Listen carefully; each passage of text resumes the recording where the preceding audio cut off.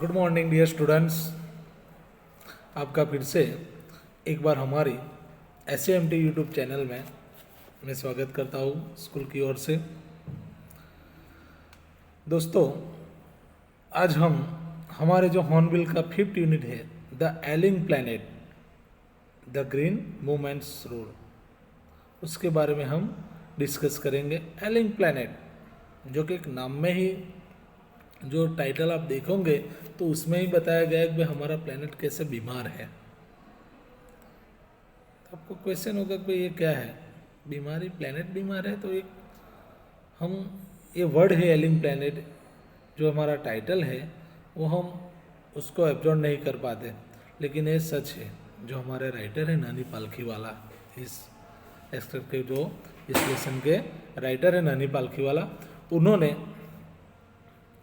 इस लेसन के अंदर हमारा प्लैनेट किस तरह पॉल्यूशन से सफ़र हो रहा है, पॉल्यूशन की वजह से, जो ग्लोबल वार्मिंग की वजह है उसकी वजह से हम किस तरह सफ़र हो रहे हैं, किस तरह हमने हमारा प्लैनेट को डिस्ट्रॉय कर दिया है, उसके बारे में डिस्कस किया है नानी पालखीवाला, जो कि एक इंडियन राइटर हैं। बहुत अच्छी स्टोरियाँ इन्होंने लिखी है। लेकिन इस ऐसे के अंदर उन्होंने जो ग्रीन मूवमेंट अभी चल रहा है उसके बारे में भी डिस्कस किया है। ग्रीन मूवमेंट क्या है? Go green. गो ग्रीन का नाम तो आपने सुना होगा। जैसे कि हमें पता है कि अभी हम जो ग्लोबल वार्मिंग से सफ़र हो रहे हैं, अभी देखो समर में भी इतनी धूप पड़ती है, इवन इतनी गर्मी पड़ती है कि भाई विंटर में भी हमें ऐसा लगता है कि भाई हम गर्मी के सीज़न में जी रहे हैं। क्यों? तो इसके पीछे भी ग्लोबल वार्मिंग का है। जो साइकिल है हमारे सीजन की वो टोटली डिस्ट्रॉय हो गई है। तो इसके बारे में भी इन्होंने बताया है। तो पहले जो ग्लोबल वार्मिंग कैसे हुआ उसके बारे में उन्होंने डिस्कस किया कि किस तरह से हमने लैंड पोल्यूट की, एयर पोल्यूट किया, वाटर पोल्यूट किया और दूसरे नॉइज़ पोल्यूशन जैसे पोल्यूशन हमने क्रिएट किए। और जब हमारी इस एक्टिविटी की वजह से हमने हमारा जो प्लैनेट है उसको बीमार कर दिया। अगर हम बीमार होते हैं तो हम डॉक्टर के पास जाते, दवाइयाँ लेते और ठीक हो जाते, लेकिन प्लैनेट को कैसे, बराबर, उसको रिकवर कैसे करें, उसको बीमारी से कैसे बहाल लाए, तो इसके लिए हमारे पास एक ही ऑप्शन है कि पॉल्यूशन को कम कर दें और बने जितना बन सके उतना हम ट्री प्लांटेशन करें। तो इस यूनिट में भी उन्होंने यही कहा कि ग्रीन मूवमेंट है, गो ग्रीन। ग्रीन मीन्स यहाँ प्लांट, ट्री, कि जितनी ट्री ज़्यादा हो गए, जितने फॉरेस्ट हमारे यहाँ ज़्यादा हो गए, उतना अच्छा एनवायरनमेंट हमें मिलेगा, उतनी अच्छी हेल्थ मिलेगी। इससे अच्छी हेल्थ होगी तो हमारी आप अपनी सोसाइटी, अपनी कंट्री भी अच्छी तरह प्रोग्रेस करेगी। तो ये सब जो साइकिल है इन्होंने इस यूनिट के अंदर हमें बताया गया है। तो ग्रीन मूवमेंट की शुरुआत कहाँ से हुई थी? तो न्यूजीलैंड से 1972 में नेशनल वाइड ग्रीन पार्टी वहाँ फाउंड हुई और उन्होंने शुरू किया। तो अलग अलग एरिया में किस तरह हम सफ़र हो रहे हैं उसके बारे में भी उन्होंने बताया, जो कि होलिस्टिक एंड इकोलॉजिकल व्यू है उसके बारे में भी बताया है कि भाई कई ऐसी चीज़ें हैं जिस चीज़ों का हम कम इस्तेमाल करें और दूसरी जो इकोलॉजिकल थिंग्स है उसका यूज़ करें तो पॉल्यूशन कम कर सकते हैं। तो उसके बारे में भी उन्होंने यहाँ पे हमें बताया है। उसके बाद जो सस्टेनेबल डेवलपमेंट है, जो कि इस युग की मांग ही है कि भाई हम जो प्लास्टिक है उसको कम करें, रिन्यूएबल सोर्सेज से उसको ज़्यादा यूज़ करें और जो रिन्यूएबल सोर्सेज नहीं है उसका कम इस्तेमाल करें, और पेट्रोल डीजल के जो व्हीकल है उसका कम से कम इस्तेमाल करें, साइकिलिंग है, वॉकिंग है, इस तरह का ज़्यादा से ज़्यादा इस्तेमाल करें। अगर कार पूलिंग हो सके तो वो करें। तो ये सब ये हमारे जनरेशन की नीड है, इसके बारे में उन्होंने यहाँ पे बताया है। उसके बाद जो हम ये नहीं करेंगे तो हमारा वर्ल्ड है वो कैसे डार्कनेस में चला जाएगा, उसका जो खतरा है। अभी हमें पता है कि एंटार्क्टिका के अंदर जो आइसलैंड है, आइसबर्ग है, वो किस तरह पिघल रहे हैं, उसके बारे में भी हमने, उसके खतरे से भी हमें इन्होंने अवेयर किया है। और जो जेके एल के झा और दूसरे जो लेस्टर आर ब्राउन, इस तरह के जो इकोनॉमी पे, इकोलॉजिस्ट और एनवायरनमेंट पे जो रिसर्च कर रहे हैं उनके बारे में भी बताया कि उनका क्या कहना है, हमें क्या करना चाहिए, वो एनवायरनमेंट को किस तरह हम प्रोटेक्ट कर सकते हैं। तो अलग अलग आइडियाज हमें इस यूनिट में बताए गए हैं। तो एनवायरनमेंट को किस तरह क्लीन करना चाहिए, किस तरह की हमें लाइफ जीनी चाहिए, और किस तरह, क्योंकि वर्ल्ड हमारा अकेला नहीं है, सभी लिविंग थिंग्स का है, तो उसका भी प्रोटेक्शन हमें, वो हमारी एक जो चेन है, फूड चेन के बारे में तो आपको पता ही है, ऐसे ही एनवायरनमेंट की एक चेन है, उसको हम अगर डिस्ट्रॉय करेंगे तो वो अपने आप को ही हम हार्म पहुँचाते हैं, अपने वर्ल्ड को ही हार्म पहुँचाते हैं। अभी देखें तो वर्ल्ड की हालत इतनी पूरी अच्छी, हमें प्योर एयर नहीं मिल रही, प्योर वाटर नहीं मिल रहा, फूड भी देखते हैं हम कि जो हाइजेनिक होते हैं ऐसा नहीं मिल रहा हमें, और सब पॉल्यूटेड हो गया है, और कई उसकी वजह से कई तरह के डिसीज भी स्प्रेड हो रहे हैं। तो उसको हम किस तरह बच्चे, हमारे वर्ल्ड को किस तरह वापस ग्रीन लाइक करें, किस तरह रिकवर करें, एलिंग से किस तरह हेल्दी बनाएं, इस सब के बारे में हमें इस यूनिट के अंदर नानी पालखीवाला ने बताया है। तो आइए हम इस यूनिट को वर्ड टू वर्ड देखते हैं।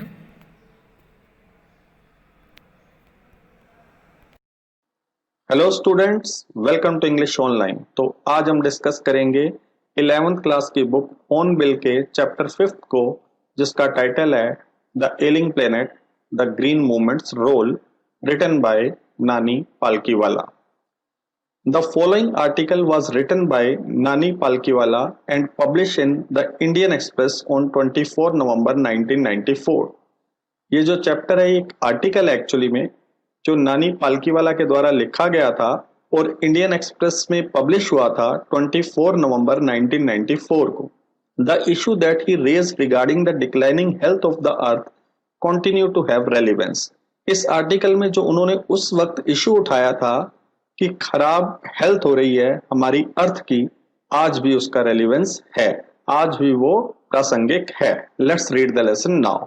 One cannot recall any movement in the world history which has gripped the imagination of the entire human race so completely and so rapidly as the Green Movement, which started nearly 25 years ago. कोई किसी भी movement को याद नहीं कर सकता इस दुनिया की हिस्ट्री में जो मूवमेंट मानव जाति की कल्पनाओं पर इतना छा गया हो और इतनी पूरी तरीके से छा गया हो और इतनी तेजी से छा गया हो जितना कि ग्रीन मूवमेंट, जो स्टार्ट हुआ था आज से 25 साल पहले।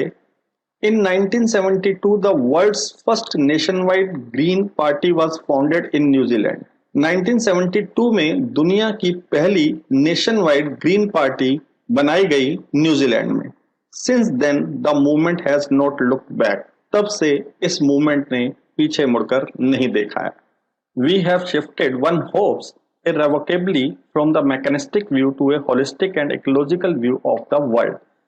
हम उम्मीद करते हैं कि हमने शिफ्ट कर दिया है, हमने बदल दिया है अपना जो व्यू था, अपना जो विचार था वो बदल दिया है दुनिया के बारे में। पहले जो हमारा व्यू था वो मैकेनिस्टिक व्यू था, एक यांत्रिक व्यू था, हम दुनिया को एक मशीन से समझते थे जो अपने आप चलती है। उससे बदलकर हमारा व्यू अब क्या हो गया है, होलिस्टिक एंड इकोलॉजिकल व्यू हो गया है। होलिस्टिक मीन्स हम पूरी दुनिया को एक देखते हैं, एक ही यूनिट में देखते हैं। हम ये नहीं समझते कि इंडिया की धरती, अमेरिका की धरती या किसी और देश की धरती वो अलग है, सब एक ही है। हम उसको एक यूनिट के रूप में देखते हैं। और हमारा दूसरा इकोलॉजिकल व्यू हो गया है। इकोलॉजिकल मीन्स पर्यावरण वाला। हम पर्यावरण की दृष्टि से देखते हैं। अगर एक जगह कोई प्रॉब्लम आती है पर्यावरण की वजह से तो उसका असर दूसरी जगह भी पड़ता है, संसार के दूसरे हिस्सों में भी पड़ता है। It is a shift in human perception as revolutionary. ये जो बदलाव है ह्यूमन की, मानव की धारणा में, वो इतना ही क्रांतिकारी है एज दैट जितना कि introduced by Copernicus who taught Mankind in the 16th century that the earth and the other planets revolved around the sun। ये उतना ही क्रांतिकारी व्यू है, हमारा विचार है, जितना कि कोपरनिकस ने हमें सिखाया था 16th सेंचुरी में कि अर्थ और बाकी के जो प्लैनेट्स हैं वो घूमते हैं सूरज के चारों ओर। For the first time in human history, पहली बार हुआ है मानव के इतिहास में, there is a growing world wide consciousness that the earth itself is a living organism. ये एक बढ़ती हुई दुनिया में जागरूकता है कि जो अर्थ है ये अपने आप में ही एक जिंदा ऑर्गेनिज्म है, लिविंग ऑर्गेनिज्म है। An enormous being of which we are parts, एक बहुत बड़ा जीव है जिसके हम हिस्से हैं। It has its own metabolic needs, इसकी अपनी शारीरिक पोषण की आवश्यकताएं हैं, एंड वाइटल प्रोसेसेस, और जीवन संबंधी प्रोसेसेस हैं which need to be respected and preserve, जिसका हमें आदर करना चाहिए और जिसको हमें सुरक्षित रखना चाहिए। The earth's vital science reveal a patient in declining health, पृथ्वी के जो जीवन के लक्षण है वो ये खुलासा करते हैं कि जो धरती है वो एक पेशेंट है जिसकी हेल्थ क्या हो रही है, लगातार बिगड़ रही है। We have begun to realize our ethical obligation to be good stewards of the planet and responsible trustee of the legacy to future generation. हमने इस ग्रह के अच्छे प्रबंधक होने व भावी पीढ़ियों की विरासत को संभालने वालों के रूप में अपने नैतिक कर्तव्यों को समझना अब शुरू कर दिया है। The concept of sustainable development was popularized in 1987 by the World Commission on Environment and Development.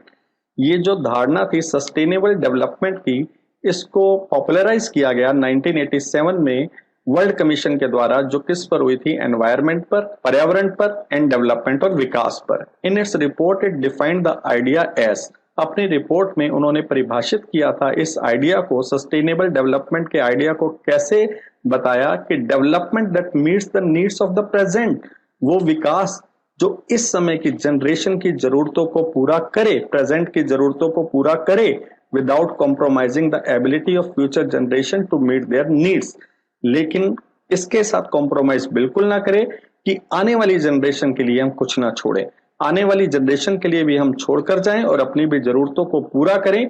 इसे सस्टेनेबल डेवलपमेंट कहा गया और इसे फेमस किया गया।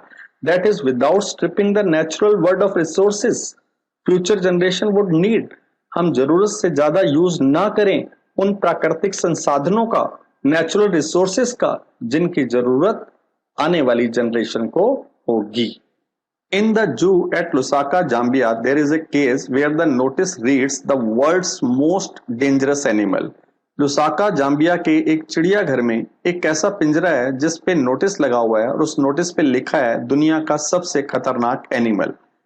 Inside the case there is no animal but a mirror where you see yourself. लेकिन उस पिंजरे के अंदर कोई एनिमल नहीं है, एक शीशा लगा हुआ है जिसके अंदर आप अपने आप को देखते हैं। इसके कहने का मतलब है कि जो इंसान ही है जो सबसे खतरनाक एनिमल है जिसने इस अर्थ पर सबसे ज्यादा बर्बादी की है। Thanks to the efforts of a number of agencies in different countries, लेकिन थैंक किया जाता है उन प्रयत्नों का जो कई एजेंसीज ने किए हैं अलग अलग देशों में। A new awareness has now dawned upon the most dangerous animal in the world.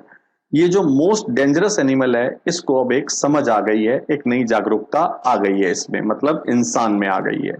He has realized the wisdom of shifting from a system based on domination to one based on partnership. अब उसने एक बात समझ ली है कि जो system था domination का, प्रभुत्व का, कि अपने आप को मालिक समझते थे, पेड़ों के, जानवर के, सबसे सबको डोमिनेट करते थे, उससे जो हमारा शिफ्ट आया वो ये आया है कि अब हम पार्टनर बन गए हैं। अब हम सबको पार्टनर समझते हैं कि जैसे हम इस धरती पर रहते हैं उनका भी रहने का उतना ही हक है। Scientists have catalogued about 1.4 million living species with which mankind shares the earth. Scientists ने एक सूची बनाई है जिसके अनुसार 1.4 मिलियन लिविंग स्पीशीज हैं जिसके साथ इंसान धरती को शेयर करता है। Estimates very widely as regards the still uncatalogued living species. Biologist reckon that about 3 to 100 million other living species still languish unnamed in ignominious darkness. जिनकी सूची नहीं बनी है उनकी संख्या के अनुमान में कुछ मतभेद है। जीव वैज्ञानिकों का अंदाजा है कि 30 लाख से 10 करोड़ ऐसी प्रजातियां हैं जो तड़प रही हैं, खत्म हो रही हैं एक लज्जाजनक अंधकार में। One of the early international commission which dealt inter alia with the question of ecology and environment was the Brandt Commission, which had a distinguished Indian as one of its member, Mr. L.K. Jha. शुरुआती अंतरराष्ट्रीय आयुक्तों में से जिन्होंने अन्य बातों के अतिरिक्त इकोलॉजी व पर्यावरण के प्रश्न पर विचार किया है उनमें से ब्रैंड कमीशन भी थी। जिसका एक सदस्य है वो फेमस भारतीय जिनका नाम एल के झा था। The first Brent report raised the question, are we leave our successor a scorched planet of advancing desert, impoverished landscapes and ailing environment? जो पहली ब्रेंट रिपोर्ट थी उसमें एक सवाल उठाया गया, क्या हम अपनी आने वाली पीढ़ियों के लिए एक बढ़ती हुई मरुभूमि छोड़कर जाएंगे, एक डेजर्ट छोड़कर जाएंगे और एक जलता भुनता हुआ ग्रह छोड़कर जाएंगे, एक खराब लैंडस्केप छोड़कर जाएंगे और एक बीमार एनवायरमेंट, एक बीमार पर्यावरण, एक रोगी पर्यावरण छोड़कर जाएंगे? Mr. Lester R. Brown, in his thoughtful book, The Global Economic Prospect, points out that the Earth's principal biological system are four. Mister Lester R Brown ने अपनी एक बुक लिखी जिसका नाम था द ग्लोबल इकोनॉमिक प्रोस्पेक्ट्स। उन्होंने उसमें बताया कि अर्थ की चार प्रिंसिपल बायोलॉजिकल सिस्टम है, धरती की चार जैविक प्रणालियां हैं। और वो कौन से बायोलॉजिकल सिस्टम है? फिशरीज, मछली पालन, फॉरेस्ट जंगल, ग्रासलैंड घास के मैदान एंड क्रॉपलैंड्स, और जो कृषि भूमि है वो है। And they form the foundation of the global economic system, और ये पूरे वर्ल्ड का जो आर्थिक सिस्टम है उसकी बुनियाद है। In addition to supplying our food, हमें फूड सप्लाई करने के अलावा these four system provide virtually all the raw material for industry except minerals and petroleum derived synthetics. ये चारों के चारों जो बायोलॉजिकल सिस्टम है हमें फूड सप्लाई करने के अलावा जितना भी कच्चा सामान है इंडस्ट्री के लिए, उद्योगों के लिए हमें देते हैं, मिनरल एंड पेट्रोलियम प्रोडक्ट्स को छोड़कर। In large areas of the world के बहुत बड़े हिस्से में human claims on these systems are reaching an unsustainable level. जो दुनिया के बड़े हिस्से में इंसानों का जो अधिकार है इन चारों सिस्टम पर बहुत ज्यादा होते जा रहा है, एक अनसस्टेनेबल लेवल हो गया है। A point where there productivity is being impaired, एक ऐसे पॉइंट पर पहुंच गया है जहां पे इसकी प्रोडक्टिविटी, जो उत्पादन क्षमता है, वो बिल्कुल खराब हो रही है, कम हो रही है। When this happen fisheries collapse, जब ऐसा होता है तो तब जो मछली उद्योग है वो बिल्कुल खत्म हो जाता है, असफल हो जाता है। फॉरेस्ट डिसअपियर, जो फॉरेस्ट है वो खत्म हो जाते हैं, गायब हो जाते हैं। Grassland are converted into a barren wasteland, और जो घास के मैदान है वो एक बंजर भूमि हो जाते हैं। एंड क्रॉपलैंड्स डिटीरियोरेट, और जो कृषि भूमि है वो बिल्कुल खराब हो जाती है। In a protein conscious and protein hungry world, over fishing is common every day. इस प्रोटीन से सचेत दुनिया में और प्रोटीन से हंग्री वर्ल्ड में जो मछली का पकड़ना है वो रोजमर्रा की लाइफ में बहुत ज्यादा हो गया है। इन पुअर कंट्रीज, और गरीब देशों में, local forest are being decimated in order to procure firewood for cooking. जो लोकल जंगल हैं उनको बिल्कुल नष्ट किया जा रहा है, क्या प्राप्त करने के लिए? जलाने वाली लकड़ी प्राप्त करने के लिए। In some places firewood has become so expensive that what goes under the pot now cost more than what goes inside it. कुछ जगहों में ऐसा हो गया है कि जो जलाने वाली लकड़ी है वो इतनी महंगी हो गई है कि राइटर है कि हमें एक फ्रेज देता है, एक लाइन लिखता है कि what goes under the pot now cost more than what goes inside it. Means जो चीज बर्तन के नीचे है वो ज्यादा महंगी हो गई है उस चीज से भी जो बर्तन के बीच में है। मतलब जो बर्तन में पक रहा है वो सस्ता है और जो बर्तन के नीचे जल रहा है वो ज्यादा महंगा है। मतलब लकड़ी इतनी महंगी हो गई है। Since the tropical forest is, in the words of doctor Myers, the power house of evolution, क्योंकि जो ट्रॉपिकल फॉरेस्ट होते हैं वो एक कार्मिक विकास के ऊर्जा का स्रोत होते हैं डॉक्टर मेयर्स के शब्दों में। Several species of life face extinction as a result of its destruction. कई ऐसी प्रजातियां हैं जो लुप्त होती जा रही हैं इन जंगलों के कम होने की वजह से। It has been well said that the forest precede mankind. ये बिल्कुल सही कहा गया है कि मनुष्य के आने से पहले वन होते हैं, डेजर्ट्स फॉलो, उनके जाने के बाद डेजर्ट बन जाते हैं। The world's ancient patrimony of tropical forest is now eroding at the rate of 40 to 50 million acres a year. ये जो संसार की पुरानी धरोहर है ट्रॉपिकल फॉरेस्ट की, अब वो उजड़ती जा रही है। किस रेट पर ये उजड़ रही है? 40 to 50 मिलियन, 400 से 500 लाख एकड़ से ईयर, एक साल में खराब हो जाती है, उजड़ जाती है। And the growing use of dung for burning deprives the soil of an important natural fertilizer। और गोबर को जलाने के लिए प्रयोग होने से भूमि महत्वपूर्ण प्राकृतिक खाद से वंचित होती जा रही है। The World Bank estimate that a five-fold increase in the rate of forest planting is needed to cope with the expected fuelwood demand in the year 2000। वो जो वर्ल्ड बैंक है एस्टिमेट वो अंदाजा लगाता है कि 5-fold इंक्रीज, 5 गुना increase चाहिए in the rate of forest planting, forest को लगाने में, टू कोप विद, अगर हम निपटना चाहते हैं जो एक्सपेक्टेड फ्यूलवुड डिमांड है, जो एक्सपेक्टेड लकड़ी की डिमांड होगी इन द ईयर 2000 ईयर में जो डिमांड होगी।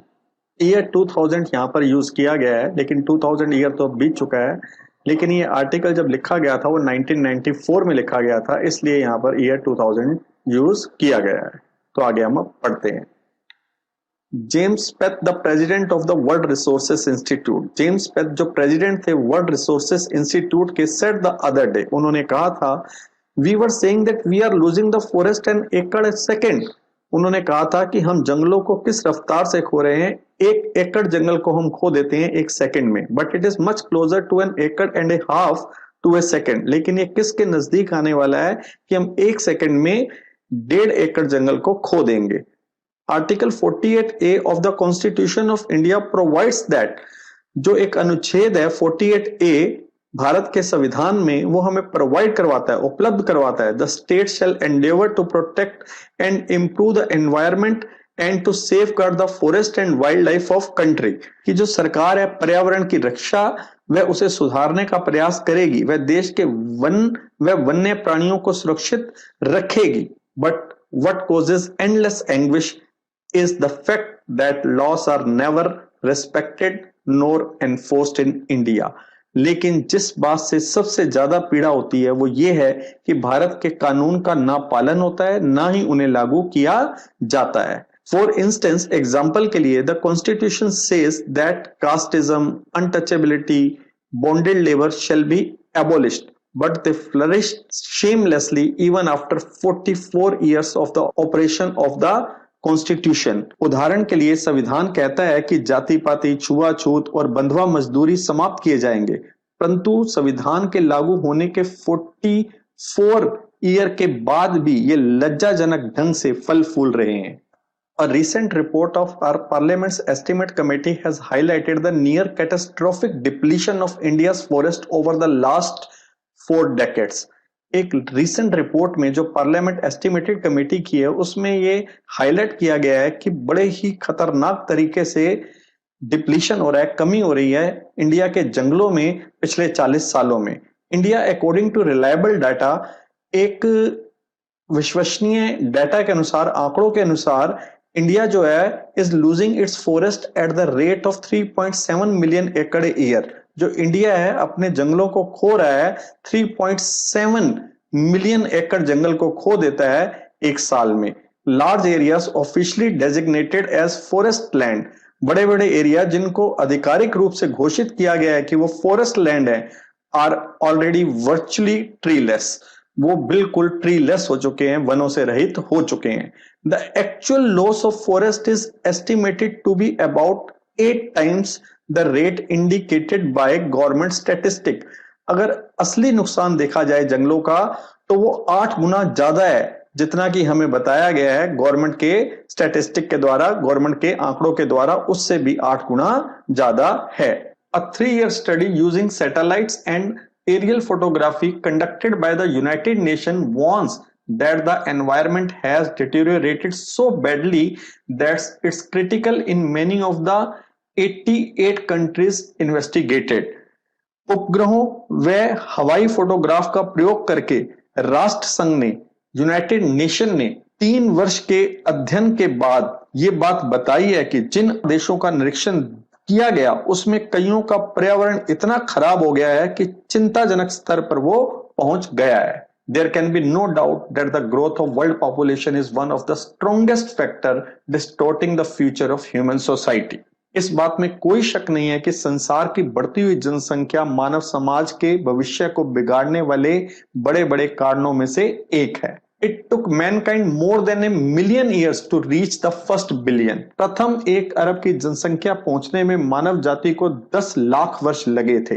That was the world population around the year 1800, उस समय 1800 में वर्ल्ड की पॉपुलेशन इतनी थी। By the year 1900 a second billion was added, लेकिन 1900 तक एक और बिलियन उसमें जुड़ गया। And the 20th century has added another 3.7 billion, और 20th सेंचुरी ने 3.7 बिलियन पॉपुलेशन को और इसमें जोड़ दिया है। The present world population is estimated at 5.7 billion. जो आज की प्रेजेंट वर्ल्ड पॉपुलेशन है उसका अंदाजा लगाया जाता है कि वो 5.7 बिलियन है।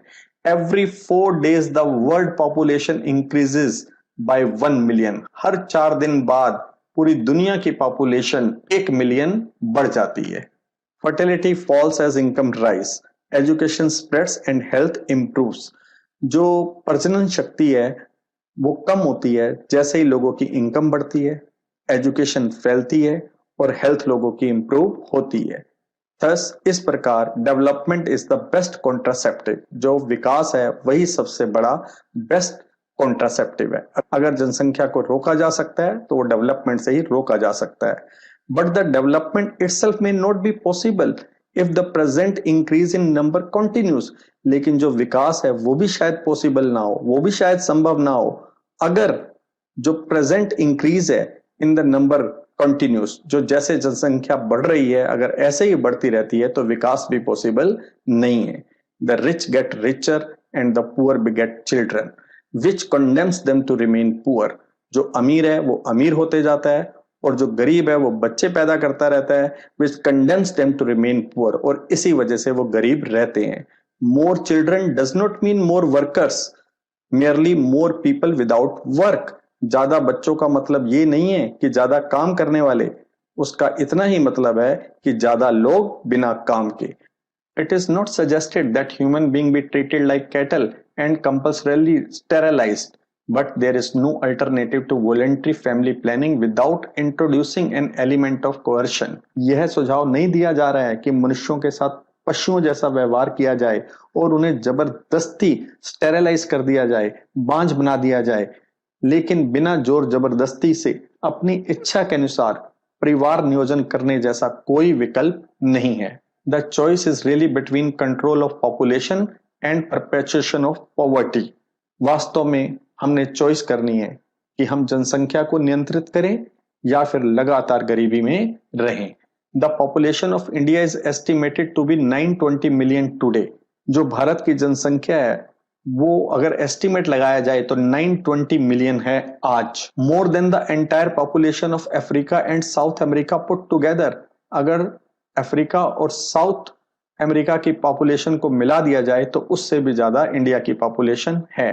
No one familiar with the condition in India would doubt that the hope of the people would die in their hungry huntsmen unless population control is given topmost priority। जिन्हें भारत की परिस्थितियों का ज्ञान है उनमें से कोई भी ये बात का डाउट नहीं करेगा कि जब तक कि जनसंख्या नियंत्रण को सबसे ऊंची प्राथमिकता नहीं दी जाती, लोगों की आशाएं उनकी भूखी झोपड़ियों में ही दम तोड़ देंगी। For the first time in human history we see a transcending concern the survival not just of the people but of the planet. मानव इतिहास में पहली बार न केवल लोगों की बल्कि पृथ्वी के अस्तित्व के बारे में भारी चिंता है। We have begun to take a holistic view of the very basis of our existence. हमने अपने अस्तित्व को अब अन्य जीवों के अस्तित्व से जोड़कर देखना शुरू कर दिया है। The environmental problem does not necessarily signal our demise, it is our passport for the future. पर्यावरण की समस्या हमारे अंत का पक्का संकेत नहीं है, यह हमारे भविष्य में प्रवेश करने के लिए एक अनुमति पत्र है, एक पासपोर्ट है। The emerging new world vision has ushered in the era of responsibility. नए संसार के सपने ने रिस्पॉन्सिबिलिटी के युग को शुरू कर दिया है। It is a holistic view and ecological view, seeing the world as an integrated whole rather than a disassociated collection of part. ये अब हमारा सार्विक व्यू है, एक पर्यावरण वाला व्यू है संसार के प्रति। हम दुनिया को देखते हैं इंटीग्रेटेड होल के रूप में कि पूरी दुनिया एक इकाई है, रादर देन ऐसा नहीं देखते कि डिसएसोसिएटेड कलेक्शन ऑफ पार्ट है, कि ये अलग अलग हिस्सों का एक जुड़ा हुआ संग्रह है। Industry has a most crucial role to play in this new era of responsibility. जो उद्योग हैं उनका बड़ा ही इंपॉर्टेंट रोल है इस नए युग में, जिम्मेदारी के युग में। What A transformation would be affected if more businessmen shared the view of the chairman DuPont, Mr. Edgar S. Woolard, who 5 years ago declared himself to be the company's chief environmental officer। इतना बड़ा बदलाव आएगा अगर ज्यादातर व्यापारी do के chairman mister Edgar S वुलवर्ड की राय से सहमत हो जाएं। उसने 5 वर्ष पहले अपने आप को कंपनी का मुख्य पर्यावरणीय अधिकारी घोषित किया था। He said our continued existence as a leading manufacturer requires that we excel in environmental performance। उन्होंने कहा था हमारा मुख्य निर्माता के रूप में अस्तित्व तभी बना रहेगा जब हम पर्यावरण में भी बढ़िया काम कर दिखाते हैं। Of all the statements made by Margaret Thatcher during the years of her prime ministership, none has passed so decisively into the current coin of English uses as her flirtatious word, "No generation has a freehold on this earth. All we have is a life of tenancy with a full repairing lease." Margaret thatched ने अपने प्रधानमंत्री होने के दिनों में जितने भी statement दिए हैं उनमें से कोई भी अंग्रेजी भाषा में इतना प्रचलित नहीं हुआ है जितना कि उसके ये मजेदार शब्द। किसी भी पीढ़ी के पास इस धरती पर मालिकाना हक नहीं है। हम सब जीते हैं कौन सी लाइफ? एक किराएदार की लाइफ को जीते हैं और किराएदार के रूप में हमें इसको ठीक रखना है। In the words of mister Lester Brown, और लेस्टर ब्राउन के शब्दों में, we have not inherited this earth from our forefathers, we have borrowed it from our children. हमने इस धरती को अपने पूर्वजों से विरासत में प्राप्त नहीं किया बल्कि अपने बच्चों से उधार ले रखा है। मतलब ये धरती हमारे पास अमानत पड़ी है हमारे बच्चों की, और हमने सही सलामत उनको ये धरती वापस करनी है। तो स्टूडेंट्स, अगर मैं आपको ब्रीफ समरी दूं इस लेसन की, तो हमें शुरू में ये बताया गया है कि पहले इंसान क्या समझता था। इस धरती को चट्टान का एक टुकड़ा समझता था जो सूरज के चारों ओर घूमते रहता है, और जितने भी क्रिएचर इस धरती पे रहते हैं, इंसान अपने आप को उसका मालिक समझता था, मास्टर समझता था। लेकिन जो ये मूवमेंट हुआ, ग्रीन मूवमेंट, उसकी वजह से हमारी सोच बदल गई। उसकी वजह से हमारी सोच में ये बदलाव आया कि हमने धरती को क्या समझना शुरू कर दिया, एक लिविंग ऑर्गेनिज्म, एक जिंदा चीज समझनी शुरू कर दी। उसकी भी अपनी जरूरतें हैं। अगर हम उसकी जरूरतों को, धरती की जरूरतों को रिस्पेक्ट नहीं करेंगे और प्रिजर्व नहीं करेंगे तो धरती बीमार हो गई है और बाद में मर भी जाएगी। इसीलिए लेसन का नाम है एलिंग प्लेनेट, मतलब बीमार धरती। और दूसरा हमारी सोच में बदलाव ये आया कि अब इंसान अपने आप को मालिक नहीं समझता दूसरे क्रिएचर्स का, वो अपना पार्टनर समझता है कि जितने हकदार हम हैं इस धरती में जीने के, वो भी उतने ही हकदार हैं जो दूसरे क्रिएचर्स हैं। फिर हमें दूसरी जो इंपॉर्टेंट चीज ये बताई गई कि एक बुक का नाम लिया गया जो मिस्टर लेस्टर ब्राउन ने लिखी थी, ग्लोबल इकोनॉमिक्स प्रोस्पेक्ट। उन्होंने ये बताया कि धरती के 4 बायोलॉजिकल सिस्टम हैं। वो 4 बायोलॉजिकल सिस्टम कौन कौन से हैं? वो है फिशरीज, दूसरा क्या है फॉरेस्ट, तीसरा क्या है ग्रासलैंड, और फोर्थ क्रॉपलैंड। उन्होंने कहा ये जो चारों चीजें हैं पूरी दुनिया की इकोनॉमी की, अर्थव्यवस्था की बुनियाद है। इसी की वजह से अर्थव्यवस्था चलती है, क्योंकि ये चारों चीजें हमें जितना भी कच्चा सामान है इंडस्ट्री के लिए वो देती हैं, पेट्रोलियम प्रोडक्ट को छोड़कर। लेकिन इन चारों चीजों में बहुत ज्यादा डिप्लीशन हो रहा है, कमी आ रही है। वो कमी इसलिए आ रही है क्योंकि लोग ज्यादा से ज्यादा मछली पकड़ते हैं, क्योंकि प्रोटीन के लिए उन्हें चाहिए। दूसरा क्या है, जंगलों में लकड़ी कम होते जा रही है, क्योंकि गरीब कंट्रीज क्या करती हैं, ज्यादा और ज्यादा पेड़ों की कटाई करती हैं, क्योंकि उन्हें जलाने के लिए लकड़ी चाहिए। इस वजह से लकड़ी की कीमत भी बहुत ज्यादा बढ़ गई है। तीसरा क्या हुआ है, जो घास के मैदान है उनका हम बहुत ज्यादा यूज करते हैं और वो बैरन हो गए हैं और उनमें उपजाऊपन बिल्कुल भी नहीं रहा, वो बंजर हो गए हैं।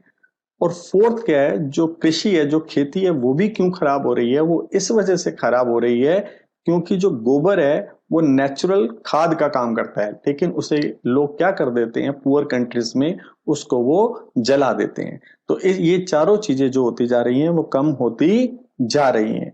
फिर हमें ये भी बताया गया कि जो सरकार है वो अपने संविधान अनुच्छेद 48A में कहती है इंडिया में कि वो सरकार हर चीज का ध्यान रखेगी, सुरक्षा करेगी पर्यावरण की और प्राणियों की।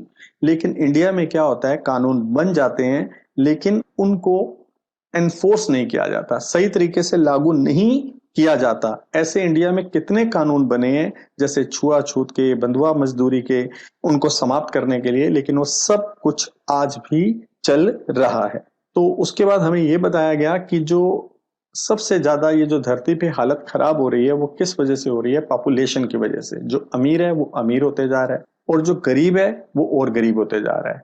अमीरों के बच्चे कम होते हैं, जो गरीब हैं उनके बच्चे बहुत ज्यादा होते हैं। गरीब ये समझते हैं कि ज्यादा बच्चे मतलब उनके लिए क्या होगा, ज्यादा काम करने वाले। लेकिन हमें ये बताया जाता है ज्यादा बच्चों का मतलब ये नहीं ज्यादा काम करने वाले, ज्यादा बच्चों का मतलब है कि ज्यादा लोग अनएम्प्लॉयड। और हमें यह बताया गया कि जनसंख्या को रोकने के लिए स्टेप उठाए जाने चाहिए, लेकिन जबरदस्ती लोगों को स्टेरलाइज नहीं किया जाना चाहिए। लोगों को वॉलंटरली अपनी इच्छा से आगे आना चाहिए और फैमिली प्लानिंग करनी चाहिए।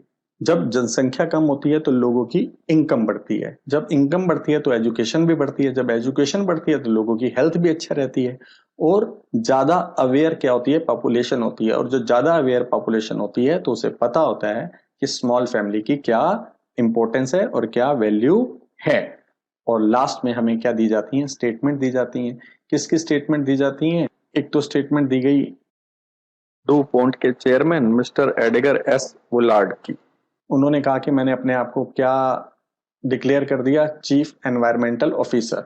दूसरी हमें स्टेटमेंट क्या दी जाती है, मार्गरेट थैचर की। उन्होंने क्या कहा कि कोई भी जनरेशन इस धरती की मालिक नहीं है, हम सब किराएदार की लाइफ को जीते हैं।